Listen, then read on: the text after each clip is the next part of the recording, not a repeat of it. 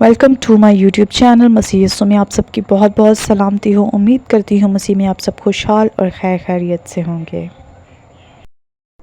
پہلا پطرس 3:7 اے شوہرو، تم بھی بیویوں کے ساتھ عقل مندی سے بسر کرو اور عورت کو نازک ظرف جان کر اس کی عزت کرو، اور یوں سمجھو کہ ہم دونوں زندگی کی نعمت کے وارث ہیں، تاکہ تمہاری دعائیں رک نہ جائیں۔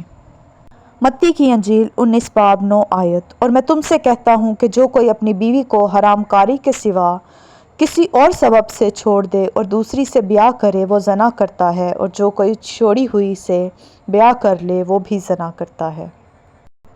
پہلا پطرس 3:1 اے بیویو، تم بھی اپنے اپنے شوہر کے تابع رہو۔